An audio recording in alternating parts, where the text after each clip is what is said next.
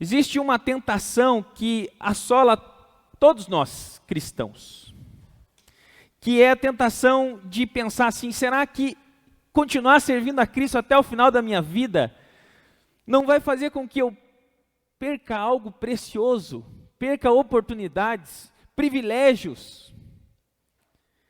Se esse pensamento não ficou de fora, até mesmo dos nossos primeiros pais, da mente deles, Adão e Eva, porque se você parar para lembrar comigo, o que ganhou o coração de Eva na conversa com a serpente, no início do capítulo 3 de Gênesis, é justamente a proposta que a serpente faz a Eva, de que havia algo de bom para ser desfrutado, e que Deus sabia que esse privilégio estava sendo perdido, porque a serpente diz assim: por que vocês não comem do fruto? Deus disse para a gente não comer e nem tocar. Ela até exagerou na ordem de Deus. E aí, a serpente diz assim: não vocês não vão morrer, pode comer.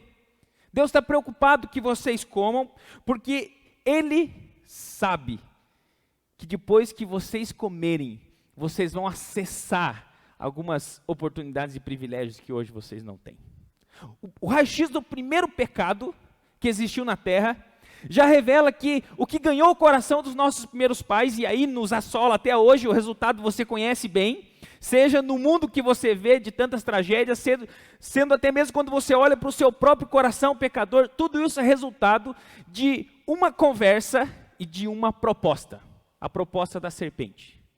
Tem algo bom para desfrutar fora da vontade de Deus. Eu percebo que de lá para cá, desde Gênesis 3, nós convivemos com dois riscos. Eu vou colocar aqui em tela os dois. Primeiro, acreditar que seguir a Jesus talvez não valha a pena por conta das oportunidades que perderemos devido a essa escolha. Eu lembro que agosto de 2002, inclusive o final do mês, portanto exatos 18 anos atrás, numa vida completamente distante dos caminhos de Deus, um vazio existencial total, fazendo sempre barulho na minha mente para não ficar meditando no que Deus queria me dizer aos 19 anos, sem nenhum propósito para o futuro. O meu melhor amigo se converte, então, num acampamento aqui no Jair, ele volta para o Rio Grande do Sul, e lá ele me convida para ir, e a igreja eu começo a participar, mas ainda sem entender, sem me comprometer, apenas envolvido. Então ele me chama para ir a um acampamento. Eu comento lá na minha faculdade, eu comento com um amigo assim: eu fiz inscrição para um acampamento de crente, e eu nunca vou esquecer o que ele me disse. Ele disse assim: quando é? Eu falei assim: vai começar sexta e a gente volta no domingo. Ele falou: meu Deus do céu, eu fico a semana inteira esperando chegar o final de semana para curtir, beber todas, e você vai gastar isso em coisas de crente dentro de igreja, cara. Mas algo dentro de mim me convenceu de que aquela fala não era boa. Graças a Deus fui ir lá. Rendi a minha vida a Cristo em agosto de 2002, na cidade de Panambi. O mundo quer que a gente acredite, e de vez em quando nós somos assaltados por essa dúvida. No meu caso, 18 anos. Tem muitas pessoas aqui que mais tempo nessa caminhada, e eu acredito que talvez você, como eu, pense assim: será que eu não estou perdendo algumas coisas de permanecer nesse caminho? O segundo risco que nós corremos é acreditar que a motivação em servir a Cristo é justamente aquilo que Ele pode nos oferecer de bom como recompensa nessa vida. Ontem ainda, eu conversava com uma pessoa, um cristão, pessoa que se diz cristão, e a cosmovisão dele ficou muito clara quando ele expôs a sua opinião, de que quando alguém decide andar com Deus e é fiel a Deus, Deus lhe abençoa, Deus fica comprometido em cuidar para que nenhum problema aconteça e para que ele seja abençoado, inclusive financeiramente. Como se isso fosse algum tipo de compromisso. Esse texto que nós vamos estudar, então ele vai nos ajudar a fugirmos totalmente desses dois riscos. Eu acredito que a própria palavra que nós acabamos de ler já faz uma divisão que eu coloquei aqui. Primeiro, nós vamos ver aqui Jesus colocando uma condição para ser seu discípulo, versículo 34. A segunda, uma lógica. Jesus tem uma lógica para esse convite. versículo 35 a 37, e por fim a gente vai falar sobre uma promessa que Jesus faz nos versos 38 e 9 e 1.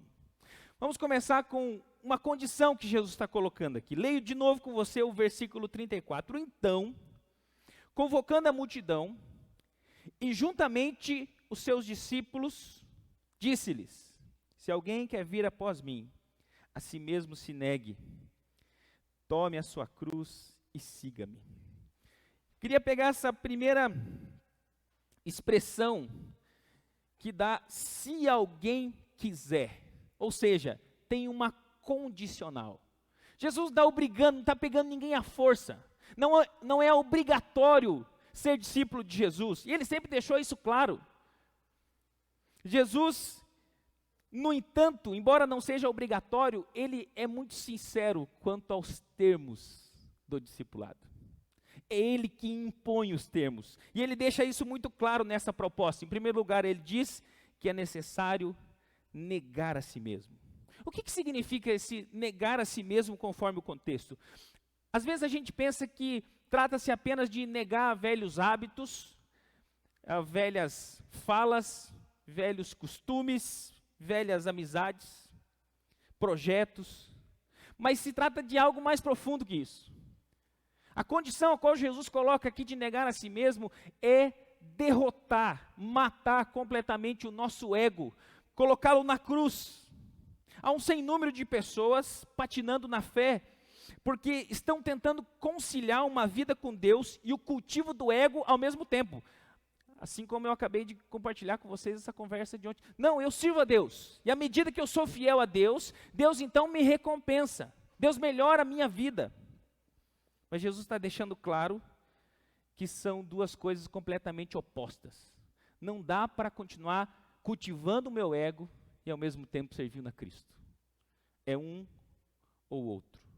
A grande maioria das pessoas que entram na religião permanece distante de Jesus porque não consegue perceber que Jesus não quer fazer uma mudança somente no nosso modo de falar, se vestir ou se comportar. Ele quer transformar o nosso coração. A mudança é mais profunda. E isso não é coisa do Novo Testamento. Lá no Antigo Testamento você já vai perceber Ezequiel 36, versículo 26, quando o profeta anuncia assim, Deus falando, eu vou dar a vocês um novo coração, eu vou arrancar de vocês o coração de pedra e vou colocar em vocês um coração de carne. Não se trata apenas de uma mudança de paradigmas, mas de uma recusa de permitir que a nossa vida seja guiada pelos nossos interesses próprios. É entregar.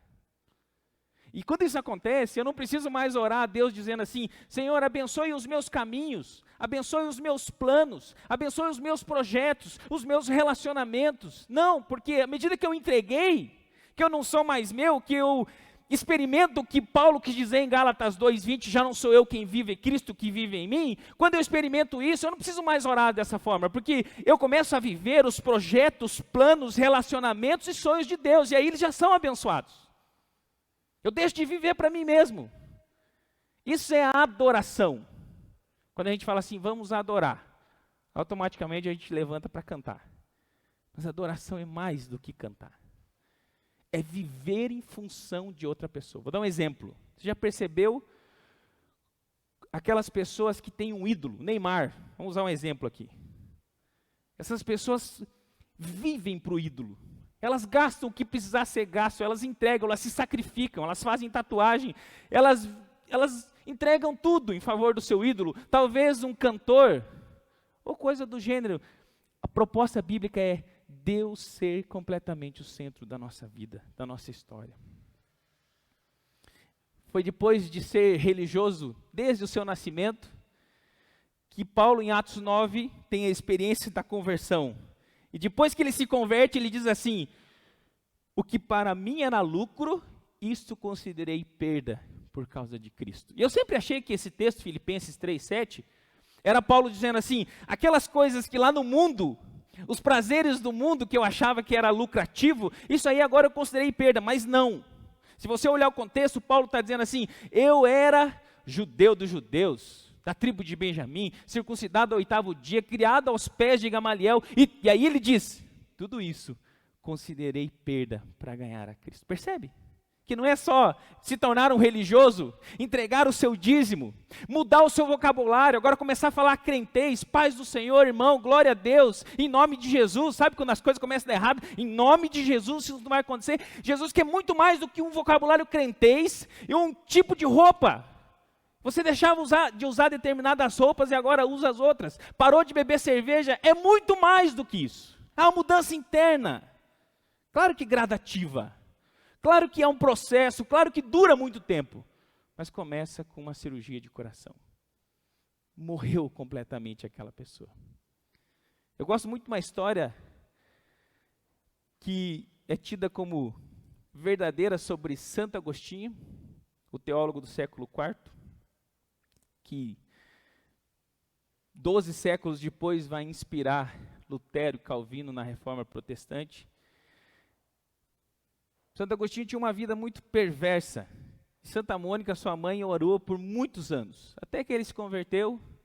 E certo dia, já depois estudando para ser um ministro, uma mulher da época do passado, lá dos rolos que Agostinho tinha, encontra com ele, vem na sua direção, ele reconhece ela, e ela diz, Agostinho, sou eu. Sou eu, você não lembra de mim? Ele continua andando, ignorando a mulher, e ela continua insistindo, sou eu, Agostinho, a fulana. E ele continua tentando insistir, até que chega um momento em que ele olha para trás e diz, é que não sou eu mais. Isso é encarar a proposta de Jesus. Essa proposta condicional, negar completamente a si mesmo. E o segundo ponto que Jesus coloca aqui nessa condição é, tome a sua cruz. Na nossa cultura, falar em cruz já remete a algo espiritual, religioso. Falou em cruz, a gente já pensa no nosso meio único de salvação, o sacrifício do nosso Senhor. Mas 2 séculos atrás não era assim. Inclusive, cruz não tinha nada a ver com o povo judeu. Você não acha nos escritos rabínicos menção de cruz. Era um instrumento de tortura romano para ladrões da pior espécie. Então, quando Jesus, repare, vamos lembrar aqui da mensagem do pastor Edin da semana passada. Jesus disse, quem o povo diz que eu sou? Eles fazem algumas conjecturas de algumas pessoas, Jesus diz, e vocês? O Pedro fala, o Cristo, filho do Deus vivo. Aí Jesus fala assim, pô, tirou 10, chutou no ângulo. Passa um pouquinho, ele começa a falar da sua ida a Jerusalém, do que lá lhe aconteceria, era necessário o Filho do Homem sofrer, aí muda o comportamento de Pedro e ele é repreendido por Jesus. Um balãozão, longe do gol. Aí o que acontece? A gente aprendeu na semana passada, estudando que era necessário Jesus ir à cruz. Imagine Jesus dizendo isso aos seus discípulos 2000 anos atrás. Mais ou menos hoje assim, eu vou precisar ir para a cadeira elétrica, não tem jeito, e vou sofrer horas lá. Naquela cruz, naquele contexto, cruz significava tortura, vergonha e sofrimento. Jesus está dizendo que não há como abraçar a fé nele, se comprometer com o evangelho, a menos que você esteja decidido a assumir os prejuízos que essa decisão impõe. Tem sofrimento, sim. Não dá para dizer que você segue a Jesus e continuar fazendo os seus negócios com a mesma desonestidade de antes. Não dá para dizer que você agora é discípulo de Jesus e continua a flertar com os mesmos ambientes virtuais, as mesmas imagens, a mesma prostituição da sua mente. Olha o que Paulo escreveu a Tito, capítulo 3, versículo 3 a 7. Pois nós também, outrora, éramos nécios, desobedientes, desgarrados, escravos de toda sorte de paixões e prazeres, vivendo em malícia e inveja, odiosos e odiando-nos uns aos outros. Quando, porém, se manifestou a benignidade de Deus, nosso Salvador, e o seu amor para com todos, não por obras de justiça praticadas por nós, mas segundo sua misericórdia, ele nos salvou, mediante o lavar regenerador e renovador do Espírito Santo, que ele derramou sobre nós ricamente por meio de Jesus Cristo, nosso Salvador, a fim de que, com um propósito, justificados por graça, nos tornemos herdeiros segundo a esperança da vida eterna. Jesus morreu na cruz. Eu disse isso sexta-feira aos jovens aqui. A parte boa do evangelho, a parte fácil, é que a gente não precisa pagar nada pela nossa salvação. Mas a parte difícil é que agora nós somos convocados a nos tornarmos parecidos com aquele que pagou por nós. Não tem. É radical. O preço é tudo ou nada. Seguir a Jesus e continuar falando mal de todo mundo é uma incoerência. Seguir a Jesus e achar que o sofrimento não vai nos alcançar porque Ele sempre vai proteger. O texto deixa claro que para segui-lo é necessário estar preparado para assumir os mesmos riscos que Ele assumiu. Ele se enfraqueceu, Ele se esvaziou, Ele se tornou um de nós, abandonou a glória do Pai. E mesmo sendo santo, enfrentou a cruz em nosso lugar. Só então, depois, conforme o texto diz, de nos esvaziarmos de nós mesmos, estarmos dispostos ao sofrimento por amor a Jesus, então, a passagem vai dizer que estamos prontos para o discipulado. Olha o finalzinho do versículo 34. Se alguém quer vir após mim, a si mesmo se negue, tome a sua cruz e siga-me. Por isso Jesus nos incentiva a pensarmos que, se estivermos pensando em nos tornar seus seguidores, esse desafio pode custar muito mais caro do que estamos dispostos a pagar.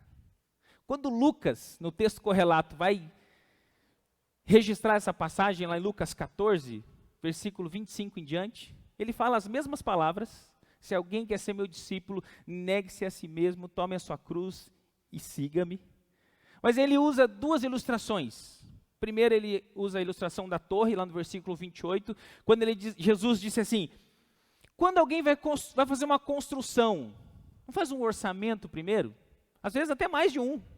Não faz um projeto, não calcula o quanto tem na conta, as suas possibilidades de pagamento, e aí faz uma avaliação se vai ter condições de construir para que a obra não fique na metade, então fique envergonhado de não poder contribuir, de não poder continuar a obra. Ele usa uma segunda ilustração: se um general vai à guerra e percebe que só tem 10 mil soldados, enquanto o exército contrário vem com 20 mil, então ele recua, ergue bandeira branca e desiste da guerra. E aí Jesus faz uma aplicação para o discipulado. E o versículo 33 de Lucas 14, ele diz assim: se alguém quer ser meu discípulo, mas não renuncia a tudo quanto tem, e eu acrescento conforme o contexto, e tudo quanto é. Porque às vezes renunciar a tudo que a gente tem não é difícil, mas a proposta do evangelho é tão radical que é mais do que isso, é renunciar a tudo o que temos, o que somos, para viver a vida de Cristo. E uma vez que nós falamos então da condição, agora eu convido vocês a olhar para a lógica que está nesse convite, em segundo lugar. Versículo 35 a 37. A lógica é muito simples. Eu acho que a maioria de vocês já deve ter percebido. Todos nós temos duas vidas apenas. Não tem como fugir disso. Pode ser uma vida curta, de um dia, como acontece, de 10 anos, 20 ou 100 e tantos, como alguns chegam. O fato é que todos nós temos duas vidas garantidas. Essa aqui, terrena, provisória, limitada, e a outra eterna e irreversível. E entre essas duas vidas tem a nossa morte física. Então Jesus aqui, conforme ele diz, a principal diferença entre essas duas mortes, entre essas duas vidas, a vida terrena e a vida eterna, é que somente na primeira é que nós temos a oportunidade de tomar as decisões que implicam na próxima vida. Jesus deixou isso muito claro. Ele diz assim: quem quiser, pois, salvar a sua vida, perdê-la-á. E quem quiser perder a vida por causa de mim e do evangelho, salvá-la. Ou seja, o que Jesus está colocando aqui em palavras mais claras: nós temos um curtíssimo espaço de tempo para fazermos as escolhas que vão definir onde e como passaremos a eternidade. Isso é uma coisa muito séria para fazer a gente pensar.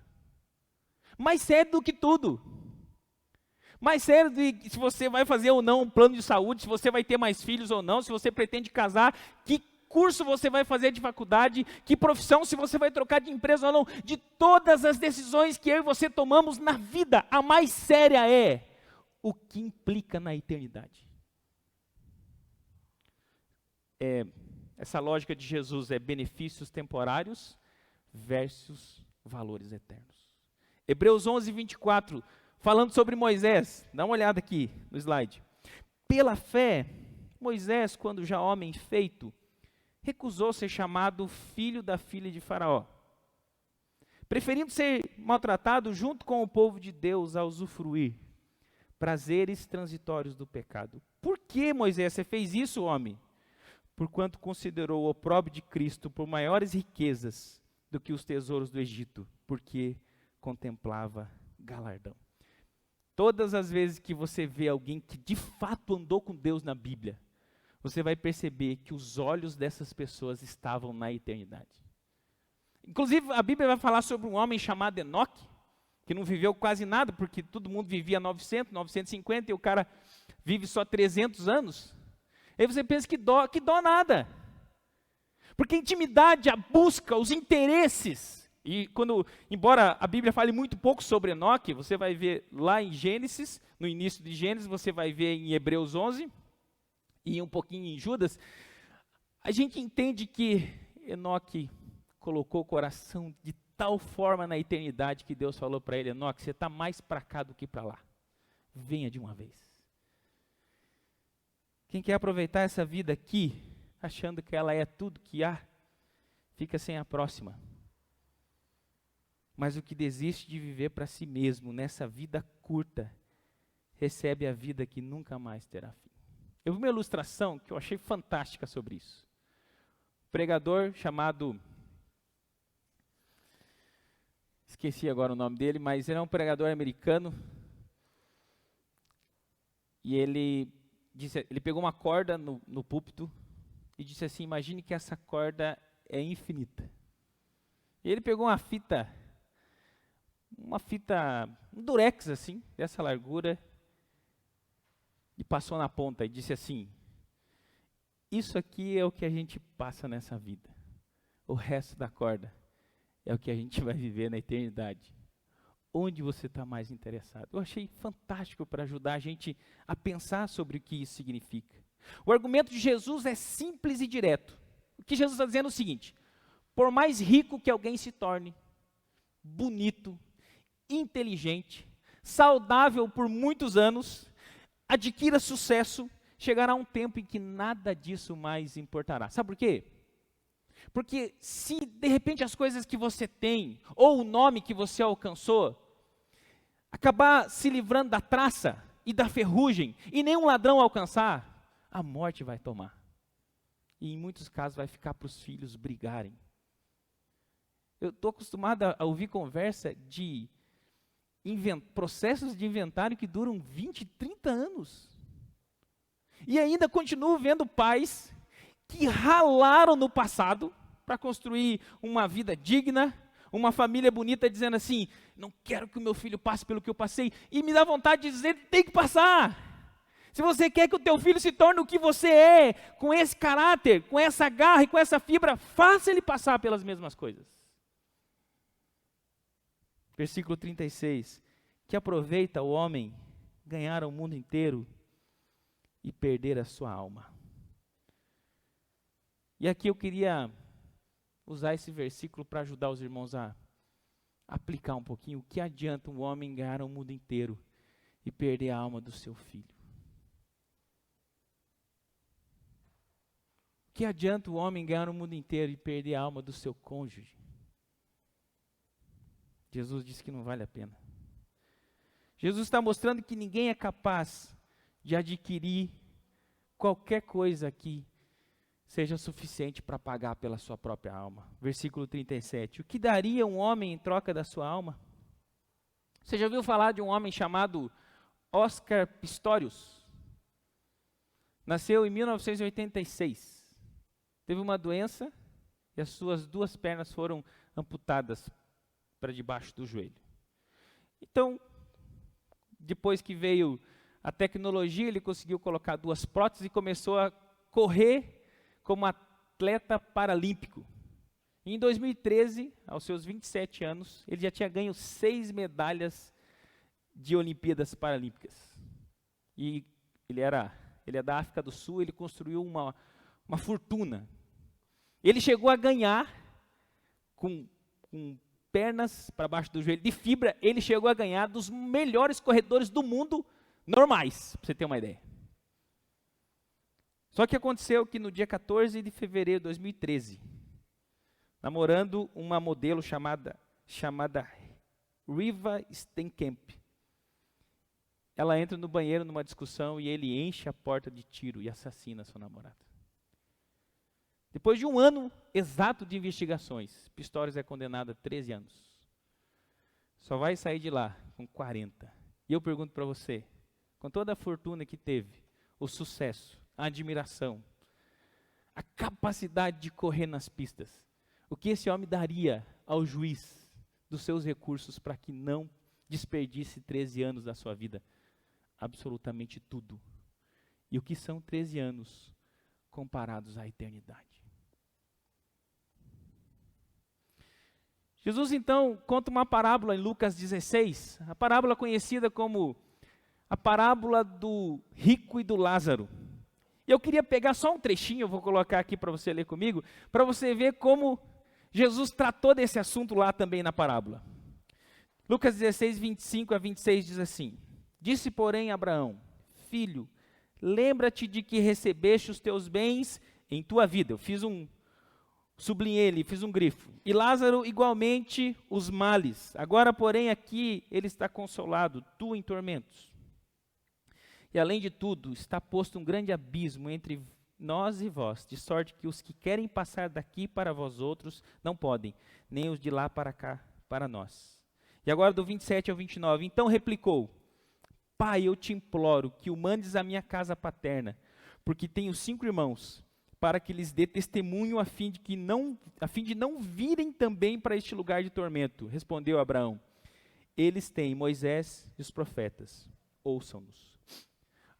A situação é o seguinte, é uma história criada por Jesus para trazer valores. Essa história não aconteceu, é uma parábola. Mas o princípio da parábola é dizer o seguinte: depois que a pessoa morreu é definitivo.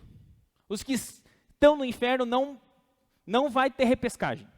Não vai ter purgatório. Não adianta nem achar que tem essa possibilidade. Não vai.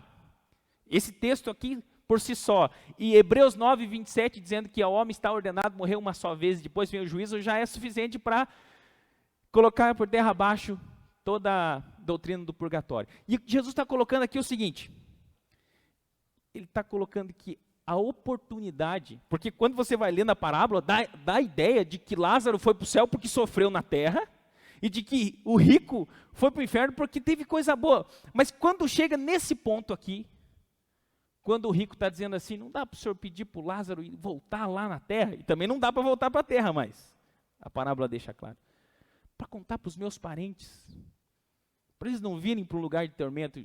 Jesus disse que, Abraão disse, eles têm Moisés e os profetas, ouçam-no. Sabe sobre o que Moisés e os profetas falaram? Sobre Jesus, o Cordeiro de Deus que tira o pecado do mundo. O final da parábola nos mostra que o rico não estava eternamente no inferno porque foi rico. E aqui eu coloco um ponto importante. Esse convite de Jesus não está dizendo aqui que nós não podemos construir recursos nessa vida. Nós não podemos ter nada de bens, não. Nosso coração é que não pode estar nessas coisas. Deus, a alguns até vai dar recursos, oportunidades, desde que em Cristo eles estejam dispostos a entregar para o trabalho do reino, para a glória de Deus. É interessante perceber que essa lógica de Jesus, ela vai totalmente de encontro a 2 tipos de mentalidade. A mentalidade do mundo, por quê? Porque a mentalidade do mundo prega a necessidade de aproveitar tudo que puder essa vida. E vai contra a mentalidade da religião, porque a mentalidade da religião tenta fazer de Deus um meio para encontrar a satisfação nas coisas que Deus dá. A lógica de Jesus não tem nada a ver com o mundo e nem com a religião. É a lógica do Evangelho. E por fim, eu queria rapidamente observar com você que Jesus também deixou claro uma promessa aqui. Essa promessa está nos 2 versículos, no 38 e no 9:1. É a promessa de que o reino de Deus virá com poder. Só que tem uma diferença, eu vou ler para explicar. Porque qualquer que nessa geração adúltera e pecadora se envergonhar de mim e das minhas palavras, também o Filho do Homem se envergonhará dele. Quando, Jesus? Quando vier na glória do seu Pai com os santos anjos. Isso aqui é o reino de Deus chegando com poder. Agora o versículo 1 do capítulo 9. Dizia-lhes ainda: em verdade vos afirmo que, dos que aqui se encontram, alguns há que de maneira nenhuma passarão pela morte, até que vejam ter chegado com poder o reino de Deus. Isso aqui deu um problema na época de Jesus. Por quê? Porque Jesus disse assim, algumas pessoas estão ouvindo meu discurso, lembre-se que o texto mostrou que há uma multidão, lá no versículo 34. E Jesus está dizendo assim, o meu reino virá com poder antes que algumas pessoas aqui cheguem a morrer. Isso criou uma expectativa no coração das pessoas de que não passaria nem aquela geração antes da parúzia, antes da segunda volta de Jesus. Mas hoje, 2000 anos passaram, olha nós aqui, esperando o Cordeiro de Deus para nos buscar. Então o que Jesus quis dizer? Quando ele falou assim, há alguns aqui que me ouvem que não passarão pela morte antes de verem o reino vindo com poder. Há várias teorias. Eu gostei mais da que diz que Jesus, no capítulo 9, versículo 1, estava se referindo aos sinais do ainda não, que comprovam, do já que comprovam que o ainda não será estabelecido. Que sinais? O que nós vamos estudar daqui 2 semanas, porque semana que vem é a conferência, um deles a transfiguração, quando Jesus foi transfigurado diante de 3 pessoas que estavam aqui, Pedro, Tiago e João, e conversava com Moisés e Elias. Depois, qual é outro sinal do reino de Deus chegando com poder? A ressurreição de Jesus, a sua ascensão e depois a descida do Pentecostes, um montão de gente se convertendo. Mas o versículo 38 fala daquele dia final. Jesus falou da vinda de um reino definitivo no versículo 38, onde será ocasião de terror eterno e vergonha para todos os que se envergonharam de Jesus e das suas palavras. Eu encerro com isso aqui. O que isso aqui significa, versículo 38? Que o futuro começa agora. Seja para aqueles que vão decidir por Cristo e assumir as consequências da sua escolha, o futuro começa agora, ou para aqueles que continuam postergando essa decisão, tanto por amor ao mundo, quanto por vergonha de Jesus. Eu queria perguntar, se você ainda não se rendeu completamente a Jesus, tanto dos que aqui estão, quanto os que me assistem, o que tem te proibido de dar esse passo? Amor ao mundo ou vergonha de Jesus? Tanto faz. Sofrimento eterno, infelizmente. Eu encerro com alguns desafios. Primeiro, aceite esse convite enquanto é tempo. Isaías 55, 6. Buscai o Senhor enquanto se pode achar. Invocai-o enquanto está perto. Palavra do pastor Isaías no velório lá do seu Renê. Nenhum de nós tem certeza se vai ter amanhã para aceitar essa proposta. Segundo desafio, faça de Jesus o centro de todas as suas decisões, motivações e pensamentos. Nós somos tentados a disponibilizar, não é assim? Um tempo para Deus. A gente vive para nós a semana inteira. A nossa agenda são as nossas atividades, os nossos exercícios, os nossos estudos, os nossos relacionamentos. E aí a gente, se der tempo, não tiver com dor de cabeça, não tiver muito frio, chovendo e não chegar a visita, aí eu coloco Deus na minha agenda e vou para o culto. Nós acabamos de ver que não é assim que a coisa funciona. Não estou dizendo que você tem que vir para a igreja todo dia, nem tem programação aqui todo dia. Mas conforme a condição desse convite está estabelecendo tudo é vivido para a glória de Deus. Não é Jesus entrando na minha agenda. É eu abrindo a minha agenda e dizendo assim, quem o Senhor quer que eu vá visitar? Onde o Senhor quer que eu vá? Eu quero estar no centro da sua vontade. A gente é tentado a pegar 10% dos nossos recursos mensais e trazendo dízimo e achar que agora os 90% a gente está livre para gastar como quiser. Mas não é assim que as coisas funcionam. Todos os nossos recursos provêm de Deus. São temporariamente administrados por nós, por pura graça e generosidade, mas devem ser todos convertidos em glória a Deus. Seja os que são colocados aqui no dízimo, ou os que são usados para comprar pizza para a família. Tudo para a glória de Deus. O terceiro e último, anseie inclusive, chegou lá, brincadeira. Anseie desesperadamente pela instauração definitiva do reino de Deus. É só lá no novo céu e na nova terra que teremos os nossos corações plenamente saciados e preenchidos pela presença maravilhosa de Jesus. Pastor, eu já me rendi a Cristo, mas eu continuo ansioso, continuo aflito, continuo lutando contra o pecado. Eu falo assim, eu também. Mas eu estou desesperado por um dia em que nada mais disso vai me atrapalhar de desfrutar da presença do Salvador. E você? Convido você para orar comigo. Enquanto isso, o grupo de louvor, por favor, pode se posicionar.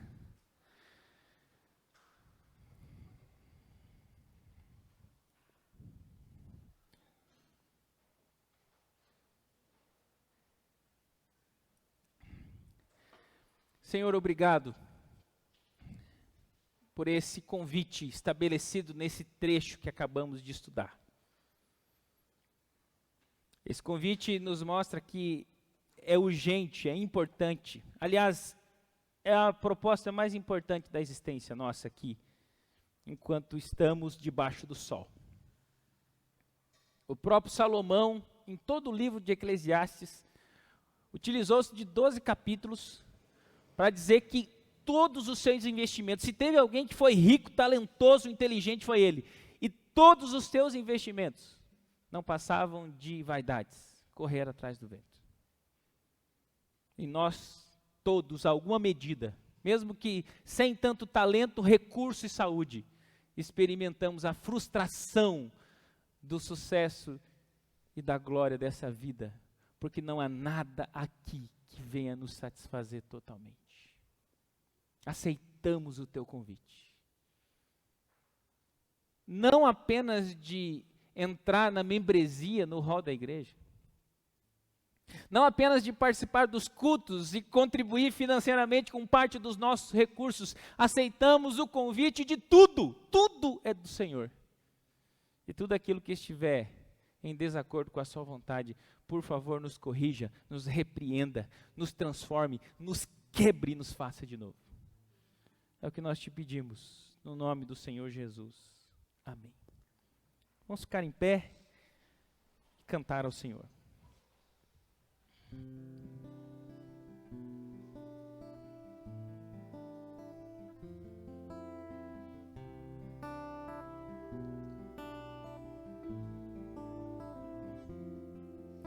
Cada vez que eu abrir a minha boca,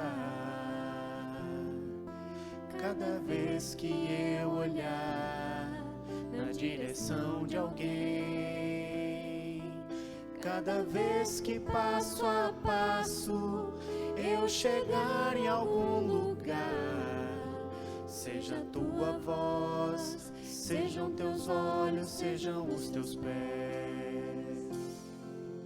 Cada vez que eu tocar num rosto em pranto, cada vez que eu fizer o que já não se faz, cada vez que em silêncio eu dou ar à outra face, sejam tuas mãos, seja tua graça e o teu amor. Eu quero te servir, eu quero te obedecer, viver tua vontade, refletir tua verdade, te honrar com minha vida, em tudo te adorar, Mestre.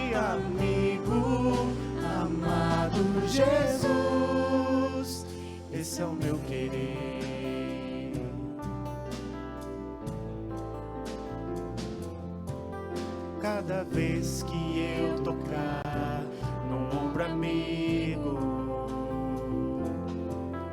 cada vez que eu fizer o que já não se faz, cada vez que em silêncio eu doar a outra face, serei tuas mãos, vem a tua graça e o teu amor. Eu quero te servir, eu quero te obedecer, viver tua vontade, refletir tua verdade, te honrar com minha vida, em tudo te adorar, mestre, amigo, amado Jesus, esse é o meu querer.